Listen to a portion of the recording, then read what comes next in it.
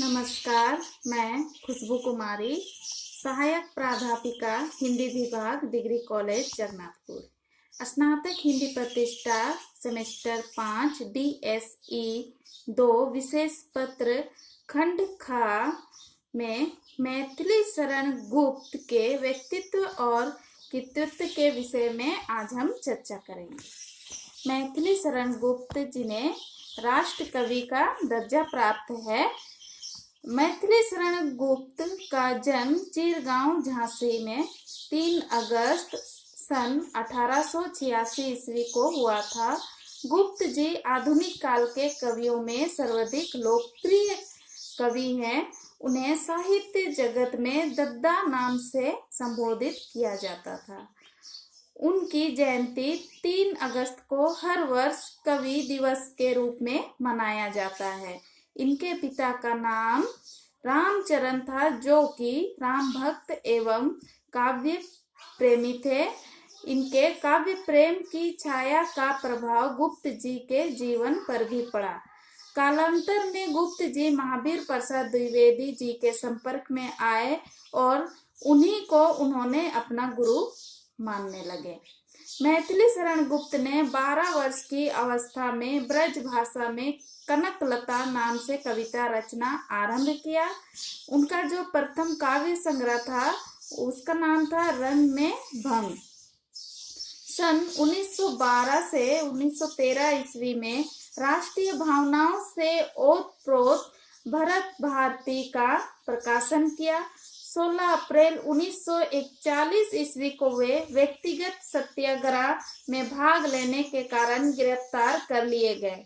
पहले उन्हें झांसी और फिर आगरा जेल ले जाया गया, जहां आरोप सिद्ध न होने के कारण उन्हें 7 महीने के बाद छोड़ दिया गया। सन 1948 में आगरा विश्वविद्यालय ने उन्हें डी लिट की उपाधि से सम्मानित किया।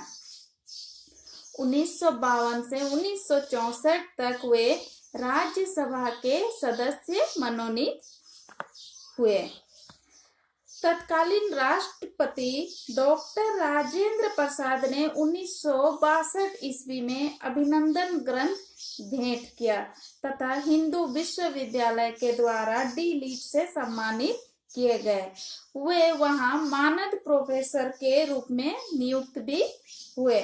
1954 ईस्वी में साहित्य एवं शिक्षा के क्षेत्र में पद्म भूषण से सम्मानित किया गया। चिरगांव में उन्होंने 1911 ईस्वी में साहित्य सदन नाम से स्वयं की प्रेस शुरू की और झांसी में 1954 से 1955 में मानस मुद्रण की स्थापना की। इसी वर्ष प्रयाग में सरस्वती की स्वर्ण जयंती समारोह का आयोजन हुआ। सरस्वती जो एक पत्रिका है, हिंदी पत्रिका, और ये महावीर प्रसाद द्विवेदी द्वारा संपादन किया जाता था, जिसकी अध्यक्षता गुप्त जी ने की थी। जो इसकी जो स्वर्ण जयंती समारोह मनाया गया उसकी अध्यक्षता गुप्त जी ने किया था। सन 1963 ईस्वी में अनुज सिया राम शरण गुप्त के निधन ने अपूरणीय आघात पहुंचाया। ये किसके अनुज थे? मैथिली शरण गुप्त जी के अनुज थे। गुप्त के काव्य में राष्ट्रीय चेतना, धार्मिक भावना और मानवीय उत्थान प्रतिबिंबित है। भारत भारती के 3 खंड में देश का अतीत, वर्तमान और भविष्य चित्रित है। वे मानववादी, नैतिक और सांस्कृतिक काव्य धारा के विशिष्ट कवि थे। हिंदी में लेखन आरंभ करने से पूर्व उन्होंने रसिकेंद्र नाम से ब्रज भाषा में कविताएं, दोहा, चौपाई, छप्पय आदि छंद लिखे थे। उनकी हिंदी में लिखी कृतियां इंदु, प्रताप, प्रभा जैसी पत्रिकाओं में छपती रही। 12 दिसंबर 1964 ईस्वी को दिल का दौरा पड़ने के कारण साहित्य का जगमगाता तारा अस्त हो गया था। मैथिली शरण गुप्त जी का निधन हो गया।